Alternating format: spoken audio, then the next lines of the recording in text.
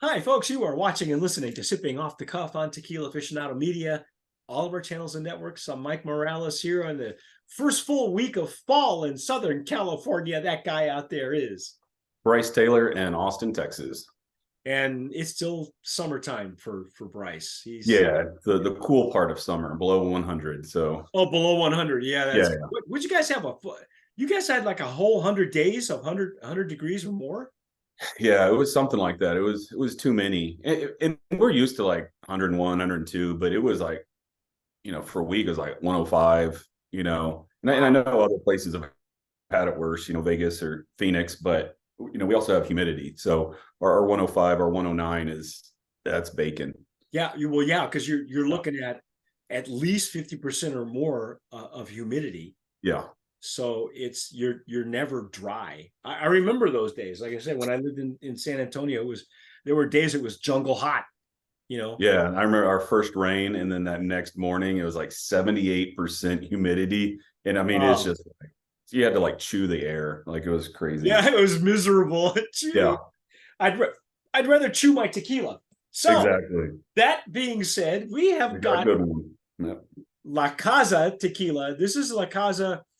For those of you who have seen our Reposado review, that was the first one that they sent to us. We nominated that. We loved it, first of all.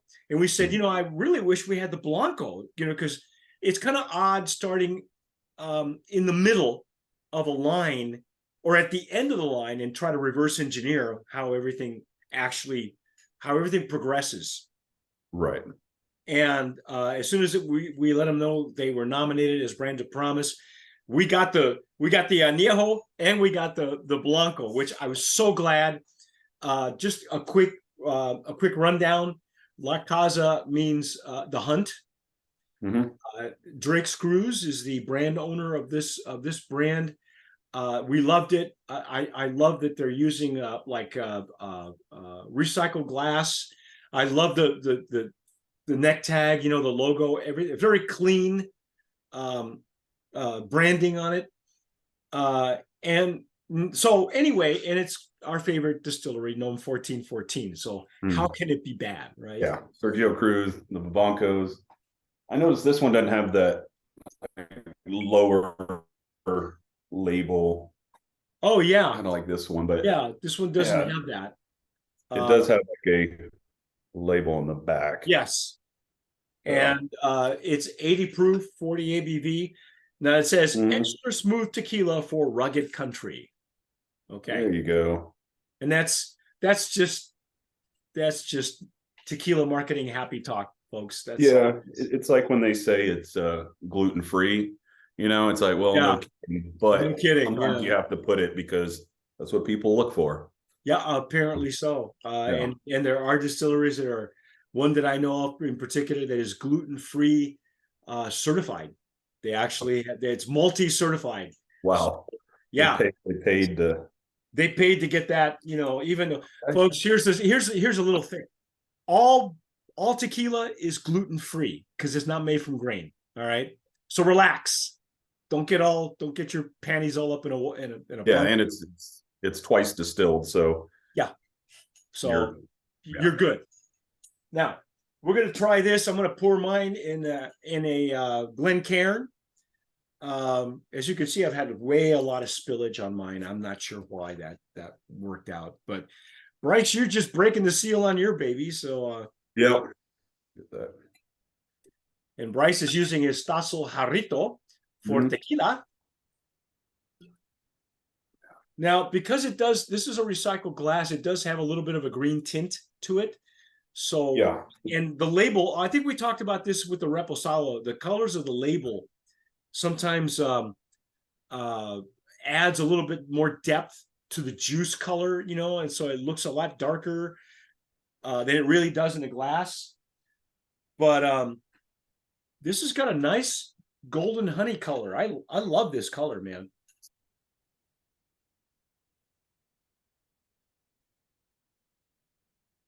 Yeah, light gold. Yeah. Doesn't look very like consistent. It's gonna be, over. Even through our screens, it's virtually the same color. Yeah. Yeah, the color actually does come through pretty, it's pretty accurate. Yeah. And I would say it's not much different from the bottle to your glass, even though the bottle is recycled glass. Yeah. There we go, man. Look at those legs and tears.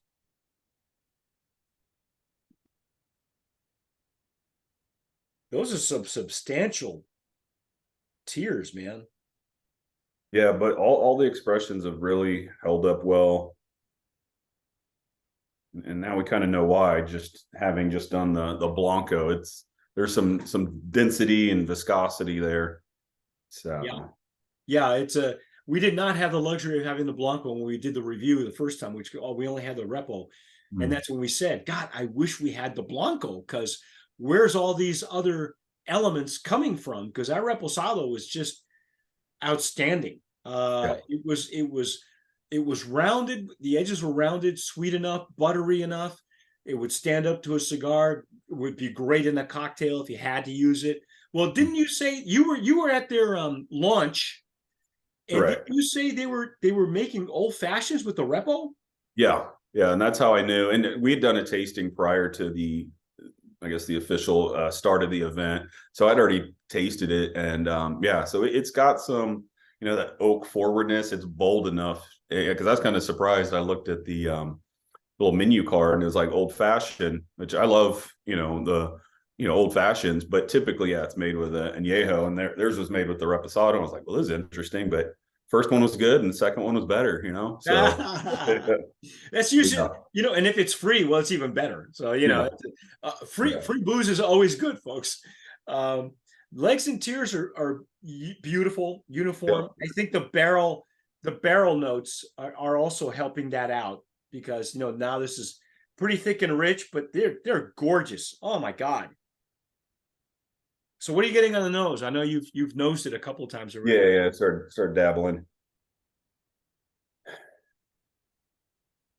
The agave's definitely there. It is covered up a little bit more by the barrel, which makes sense. It's got to be. Let's see if they put it on here, but obviously it's in Añejo, so it has to be 12 months minimum. I don't know. Didn't I'm we guessing say, it's probably right around there. I was gonna, correct me if I'm wrong, because it's been a while since you and I did the Reposado together. Hmm. Um, and I'm hoping that it is out on YouTube. If not, it will be shortly with the rest of the line, which would be kind of cool, actually. Um, are they resting these in bourbon barrels? Because it really smells like bourbon to me. It smells Yeah. like a thicker char. I'm not getting sweet notes like you would with whiskey. I'm getting more denser wood notes, um, which leads me to believe that it's much more bourbon forward. Right. Yeah. They're using one time used bourbon barrels. Okay. So they're getting fresh barrels. And I think they're building, or they plan on building an offsite facility to do their own aging. And so I know it is his goal to have that, the barrel be part of it. I don't want to say, like a whiskey forward expression, but they definitely do want to be able to capture the audience that like, barrel aged spirits.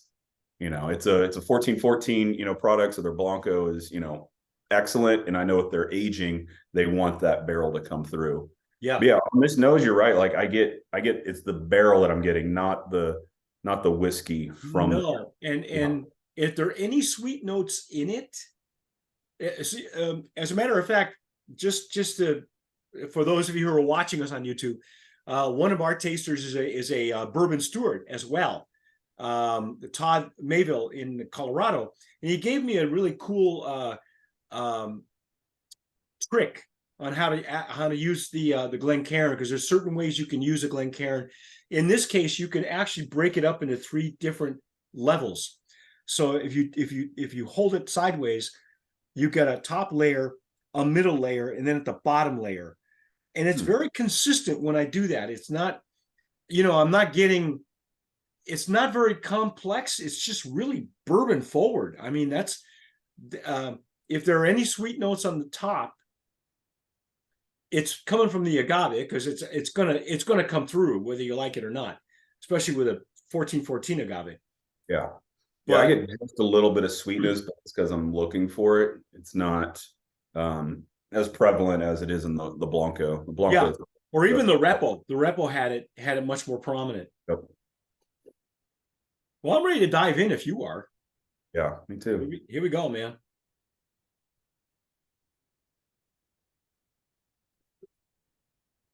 Mm, mm, mm, mm, mm, mm, Oh. mm. Wow. Mm. Okay, so the nose, mostly bourbon, but once on the intake, the sweet notes, the sweet agave notes are coming through. Hmm. Yeah, Uh, I think it's aged really well because there's the density of the flavors of the barrel. But like you said, it's not the whiskey though, you no, know? no, it's not the sweet whiskey notes that you're kind of used to. Right. This is a bold. This is really bold for what it is. Yeah. Yeah. I think It's it's I think it's like an $83 añejo, so Yeah, respectable. so it's a substantial añejo. Hmm. This is not shy. No. But This really, it's not overbearing. Like you still get all of the agave comes through. I was worried that it was going to be too whiskey forward, and I don't get a lot of whiskey at all. Just that barrel density, the barrel spices, the cooked agave, the kind of some of the tannins from the wood. well, you know what I've been getting, and I noticed it on the nose, and on the retronasal, I got a lot more of it.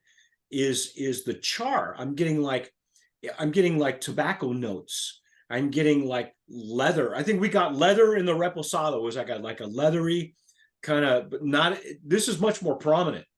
Mm. So you're getting like I would even say you're getting like a dried cocoa, not chocolate, but like Right. on the back end. Now it's still not bitter on the back end. That's the weird part.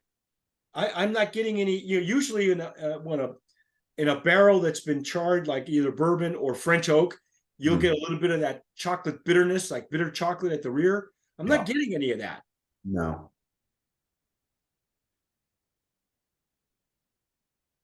Yeah, I get some like slight the finish is slightly dry. Um, not overly so. But yeah, I think it's just from that char from the barrel. And of course you get some of the natural vanilla, a little bit of the caramel, but not a lot. Like Not a lot. It's not yeah, very prominent. it's not a It's dessert. it's almost like a Yeah. secondary, like tertiary. Yeah. Yeah, I wouldn't think of this like some añejos are like desserty. Like this, like no, this is bold. You Yeah. know, it's more meaty than sweet. Yeah, this will stand up again. I think it will stand up to a cigar, a much Yeah, bolder a cigar. bolder cigar, yeah, Um, and probably a bolder old fashioned. But well, like a Latin Manhattan or something. I yeah, don't know because you mean it's bold enough to be able to put something sweet in it to mm, balance it out. Because I think it's some people might think it's almost too bourbon forward. I don't mind it. no, I like it. I like yeah, it because number one, where it's based. You're based in Austin. I mean, you guys, that's it's got to have some bourbon in it because you yeah. know that's where you're that's We're where in you whiskey are. That's country. that's the Yeah, that's the area. yeah, And it would look funny and taste funny if it didn't have that, you know. yeah. So I would expect it. But I'm so glad that we got it's it's very yeah, it's not it doesn't have the buttery sweetness that the reposado has. This is almost like a completely different animal. This is a good nightcap tequila, I think. Yeah, I want to say strong, but not in an alcohol. Just that density, bold flavors. It makes an impact. Yeah, Yeah, the complexity. the complexity of it for me happens on the intake, not so Mhm. much on the nose. If you were just to smell it, all you smell is barrel, Yeah. honestly. And like Bryce said earlier, we're looking for that sweetness because now we know where it's coming from. We know that it should be in there. And so, but if you wouldn't know what to look for, all you would get with the primary aromas you're getting are barrel, are Yeah. bourbon. Yeah. And again, not a bad thing because I like bourbon. So Yeah. Yeah. Me too. wow. Yeah. And So I what think they else are we did. getting? Do we get any fruit on this one? Because I know even the Reposado have a little bit of that orange oil, because I think the citrus notes from the Blanco carried over. But I'm not sure. Like, the other thing too is I'm not getting like hot cinnamon, that you normally get from a Yeah. barrel. I'm not getting any of that. It's more on a bitter tobacco, cocoa kind of that end. And like you said, drier. Yeah. It's a bit drier for sure. Yeah. I would say if there were any fruit, I'd think more like the candied orange peels. I don't know if you've had those. Mm-hmm. That, yeah. Mm. But yeah, not really the fruit and citrus that definitely the Blanco and even the Repo had aren't really here. No, they're very secondary, tertiary. I Yeah. mean, yeah, again, if you didn't know what to look for, you probably wouldn't find it. Yeah. But I think it. You know what? I'm gonna say it's Brand of Promise nominee. I agree. It's solid añejo. Yeah, much bolder than you would expect. Mm. Um, and so was a Repo for that matter. Yeah. But yeah, this is your nightcap tequila, man. This and a cigar by a campfire. Well, I mean that was the whole idea that he was going for, right? Because this La Caza means the hunt, Mm. and I guess the brand owner Drake Screws is he a big hunter? Do you know? Is he? Yeah. Yeah. Yeah. He's a big hunter. They just had a company I saw on their Instagram. I don't know if is it dove season? I don't know what I think they're out shooting birds. Yeah, and he's a Texas A&M Aggie. A lot of them are outdoorsy hunters. They're not like A&M agriculture mechanical. they're not like Longhorns. Yeah, T-sips or whatever they call them. Yeah, I dig it. I dig it. I think what did you say the price point was on it? I saw on their website, I think it said like $83, and so I don't know what it is local retail because their price on their website for the Blanco was I think like 59 to where I saw it locally for 51. So it could be a sub $80 añejo, which is an excellent price for an aged spirit. It's been aged at least a year. It's really bold. It's got it's good flavors. So yeah, I don't think that's it's a good price or I don't Well, say even but if it's a good deal. let's say they knock off $8 from the MSRP, Yeah. it's still a decent Yeah. price on the tequila. I think considering now that the supposed shortage is over, agave prices are coming down. But I Yeah. think the pricing on this brand is really very reasonable considering all the crap that the industry's been through for the last 3-4 years. So Yeah, and I think they're starting to catch up because I know, like, even though agave's coming down, they were all backed up on, bottles and labels and, yeah, they're toppers. So still having supply chain problems on some of these yeah. brands. They're still having problems getting caps and corks and things Mhm. like that. So, but I think finally we're out from under that, just in time for the next wave of COVID, I guess, or something. Yeah. But anyway, anything else you want to say about the brand? I mean, other than No, the one that no. we I got mean, the I think rollout, it's yeah, yeah, that's it. Brand of Promise nominee, love it. I think it's amazing. Um, anyway, that's our take on La Caza Añejo. If you folks have had it, Let me know what you're doing with it. If you're watching us on YouTube, leave us a comment. Hey, subscribe, hit the notification bell. Give us a like. If you like this video, you know, follow us on all of our social. Follow Bryce on all of his social. He is Austin Tequila Connoisseurs. You're going to see a lot of him on Instagram as well.